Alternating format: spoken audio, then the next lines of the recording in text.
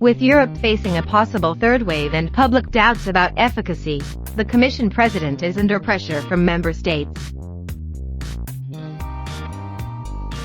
German Chancellor Angela Merkel's cabinet meetings tend to be sedate affairs. However, one gathering in early February was anything but.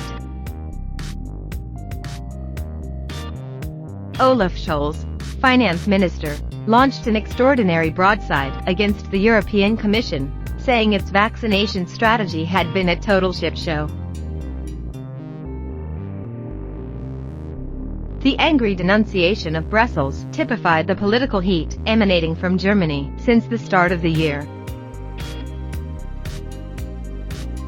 Policymakers in the ruling coalition and media outlets have slammed Ursula von der Leyen over the EU's laggardly vaccine rollout, exposing political vulnerabilities in the Commission President's home turf of Berlin.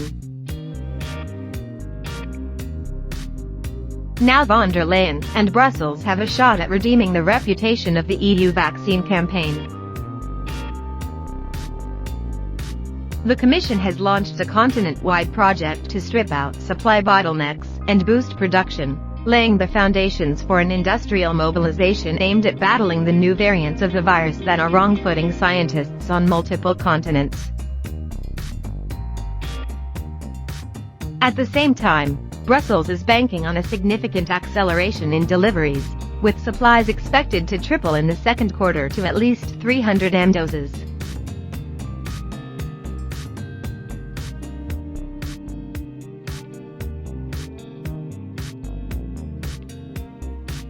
The ramp-up is urgently needed not only to counter fears of a third wave of infections driven by virus mutations, but also to prevent a resurgence of the attacks on Brussels from powerful member states. Please use the sharing tools found via the share button at the top or side of articles. Copying articles to share with others is a breach of FT.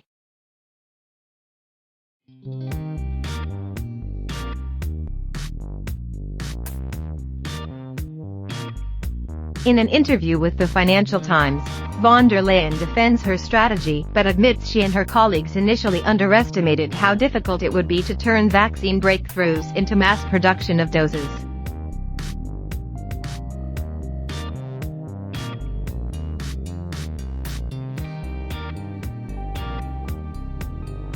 We will have quite a lot more doses that will have to be administered, she says. The problem will, slowly but surely, change from too little supply of vaccine doses into ensuring we administer the doses we have properly and speedily. For the member states, there are several logistical challenges to master. That message was echoed in a summit of EU leaders at the end of last week, as von der Leyen laid out the bloc's ambitions in a slideshow to fellow leaders. But proceedings were still shot through with anxiety, as member states peppered her with detailed questions about the rollout and ways of scaling up production. To leaders' frustration, the EU has little short-term prospect of catching up with the US, or the UK, which has administered more than 4 times as many doses per capita. Israel has given more than 12 times as many. The Commission President's message to leaders was that the EU is taking the right steps, but bitter experience has made countries cynical about the extent to which they can rely on the vaccine giants to perform. Within days of the summit, some countries are signaling a desire to take matters into their own hands. This week, Austrian Chancellor Sebastian Kurz and Danish Prime Minister Mette Frederiksen are traveling to Jerusalem to discuss ways of boosting vaccine procurement with Israeli Prime Minister Benjamin Netanyahu. Meanwhile, Hungary, Poland, the Czech Republic and Slovakia have either bought or are eyeing Russian or Chinese vaccines, which are not authorized for use by the EU's regulator. Brussels versus Big Pharma. The fact that the spotlight is so firmly on von der Leyen herself is no coincidence. From early in the pandemic, the Commission president, a trained physician, positioned herself at the heart of the campaign.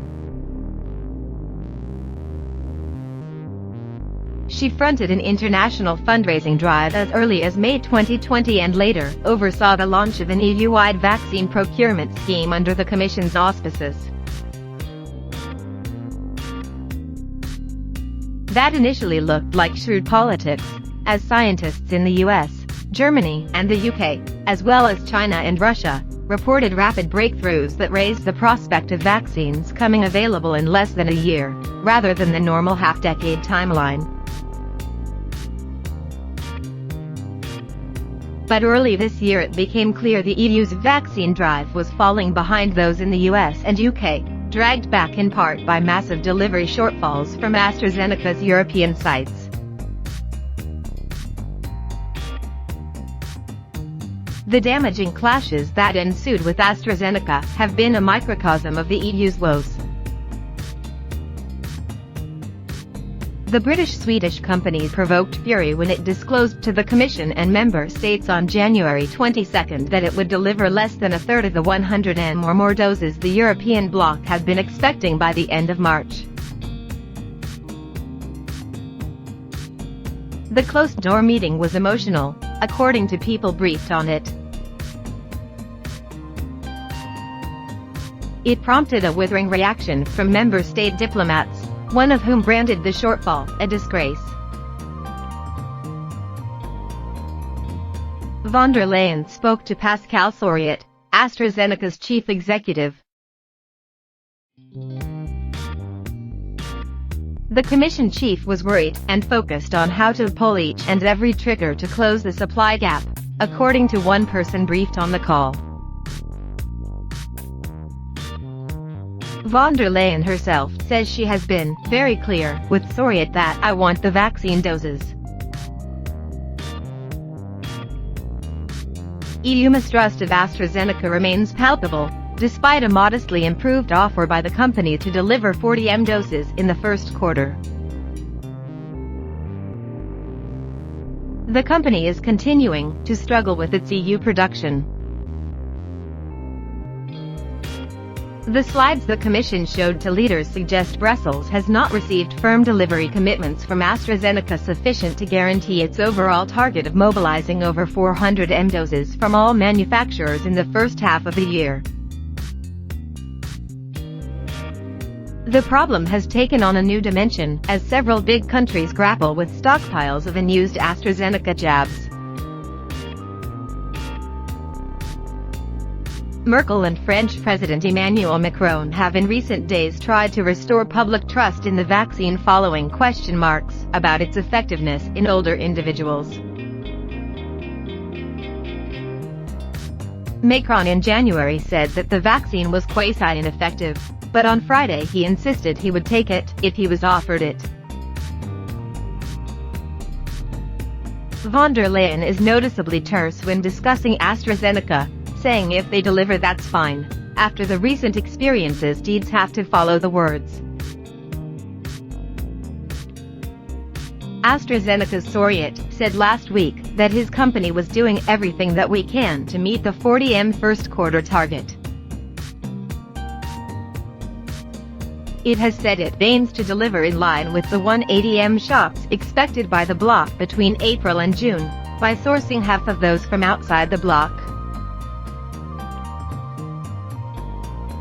That move requires both available supply and the EU's approval.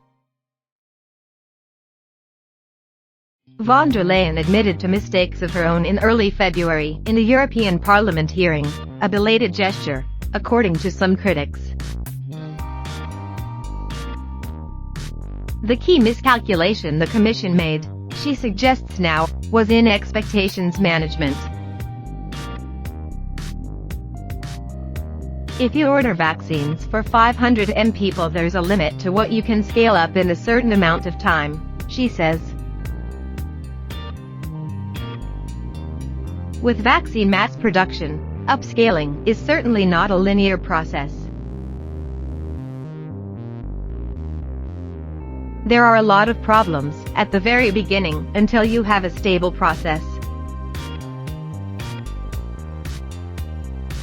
So, looking back, most of us underestimated how many difficulties there are at the beginning. But von der Leyen denies any fundamental errors of strategy, disputing claims that the EU underinvested early in the process. Time was simply too short following the discovery of the new vaccines to really exponentially increase the production capacity, she says, and an extra €1 billion for a company would not have changed that. This assertion has been questioned by analysts. Airfinity, a life sciences analytics company, says the US and UK spent significantly more upfront per capita than the European bloc on vaccine development and building up manufacturing capacity, when the risks were highest and the investment counted most. While the published data is incomplete and some of the criteria subjective, Airfinity estimates that the UK allocated at least 4 times as much as the EU, and thus gained an edge in early jab supply. As for claims that the EU was too slow in signing contracts, von der Leyen cites interesting evidence that AstraZeneca's contract with the UK was signed the day after the one it struck with the EU in August.